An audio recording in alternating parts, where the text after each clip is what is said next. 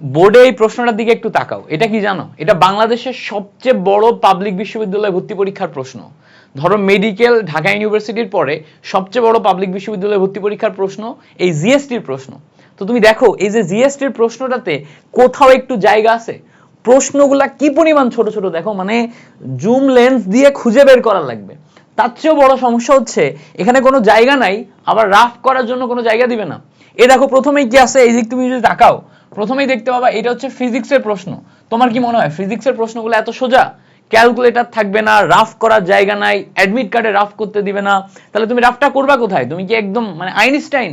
তুমি কি হচ্ছে মানে মানে এআই, হিউম্যান ক্যালকুলেটর, যে তুমি এত বড় মানে বড় বড় ম্যাথগুলো এর ভিতরে কিন্তু সহজ প্রশ্ন না, অনেক কঠিন কঠিন প্রশ্ন আছে, বড় বড় ক্যালকুলেশন আছে, ক্যালকুলেশনগুলো করবা কই থেকে তুমি?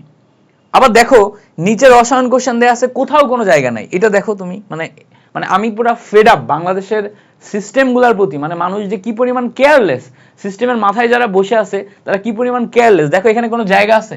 গণিতে কোনো জায়গা নাই, রাফ করার কোনো জায়গা নাই, এখানে কোনো জায়গা নাই। মানে আমি বুঝি না এইটুকু জায়গার মধ্যে এত এত প্রশ্ন কেন ঢুকাইতে হবে? তোমাদের থেকে কি টাকা কম নেয় তারা? মানে তা তোমাদের থেকে কিন্তু টাকা একটুও কম নেয় না। তোমাদের প্রত্যেকটা পাবলিক বিশ্ববিদ্যালয়ে ভর্তি পরীক্ষার জন্য যে আবেদন ফি সেগুলো 1000-এর কাছাকাছি। তো 1000 টাকা দিয়ে তারা করে কি? তারা 20টা টাকা খরচ করে 4-5 পেজের প্রশ্ন ছাপাইতে পারে না?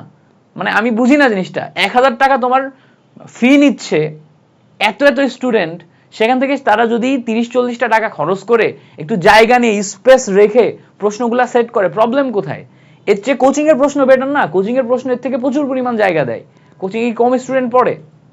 তুমি বলো, মানে আমি বুঝি না সিস্টেমের প্রবলেম কোথায়। দেখো প্রত্যেকটা পেজে এই সমস্যা, প্রত্যেকটা পেজে এই সমস্যা।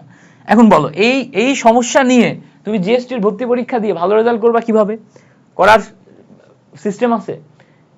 মানে বিশ্বাস করো বাংলাদেশের সিস্টেম এতটাই বাজে যে তোমাকে এইগুলা ফেস করেই পরীক্ষা দেওয়া লাগবে, এইগুলা ফেস করে পরীক্ষা দেওয়া লাগবে। মেন্টালি তোমাকে প্রিপেয়ার হতেই হবে যে পরীক্ষার প্রশ্ন এরকম হবে, আমার কিচ্ছু করার নাই, আমি পরীক্ষার হলে যাব এবং এইগুলা ফেস করে পরীক্ষা দিব, কিচ্ছু করার নাই। তাহলে আমার এখন উপায় কি?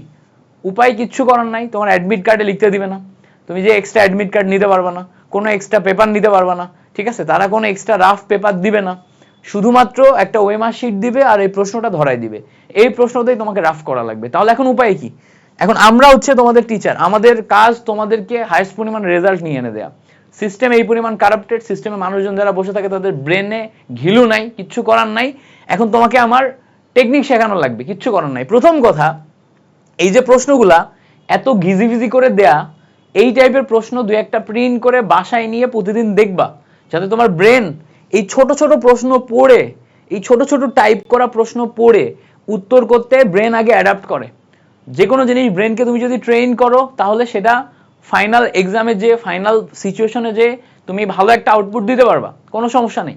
ভালো একটা আউটপুট দেওয়া সম্ভব তখনই যখন তুমি এই জিনিসটা নিয়ে ট্রেন করবা, বাসায় বসে বসে ট্রেন করবা। তো আগে তুমি বাসায় বসে বসে এই জিনিসটা ট্রেন করো, আগে ট্রেন করো। এবার দেখো 2 নাম্বার সিস্টেম বলি তোমাকে। এখানে তুমি ধরো ফিজিক্স দাগাবা, তাই না?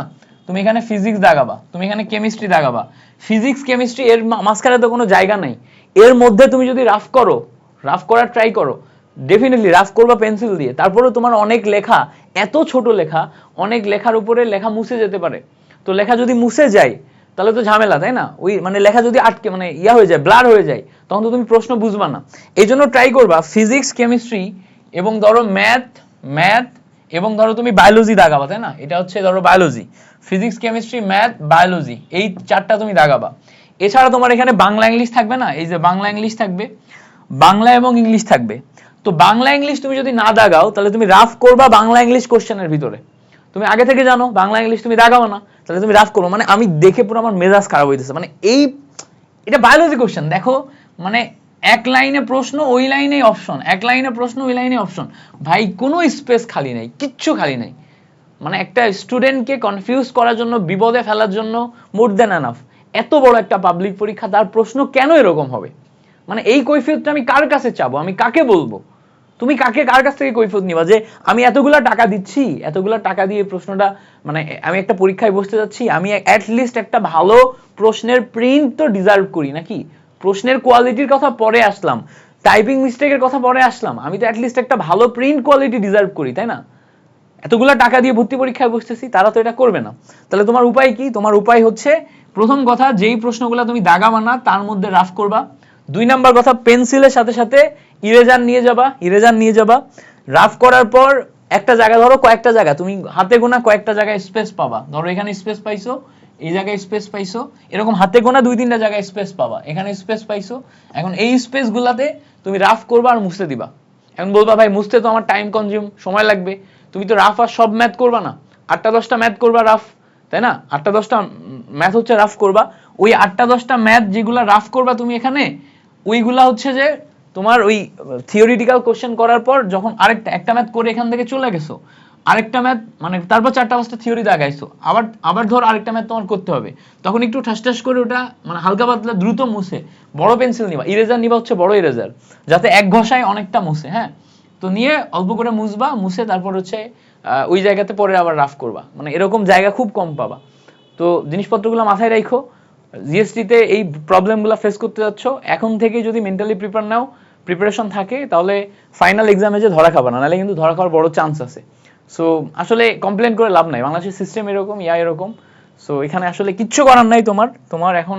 মানে আমি জাস্ট এটা যখন আমার টিম আমাকে দেখাইছে, আমি পুরা মানে হতাশ।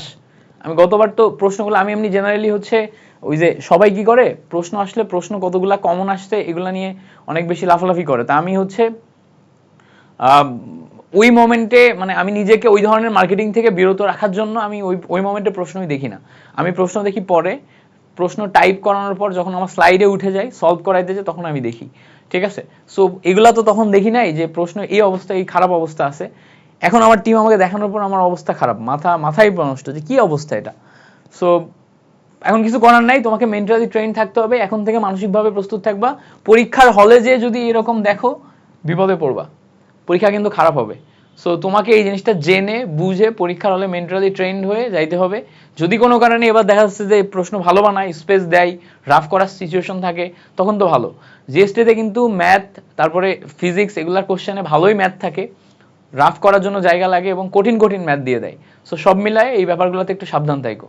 So thank you so much. আর হ্যাঁ, যারা হচ্ছে জিএসটি প্রিপারেশন নিচ্ছ, কোশ্চেন ব্যাংক একা সলভ করতে পারতেছো না, তাদের ক্ষেত্রে আমার 99 টাকায় 3 সাবজেক্টের কোশ্চেন ব্যাংক সলিউশন কোর্স আছে।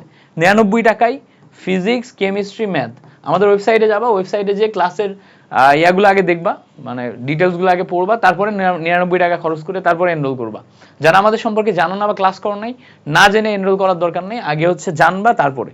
ওকে, thank you so much for watching this video.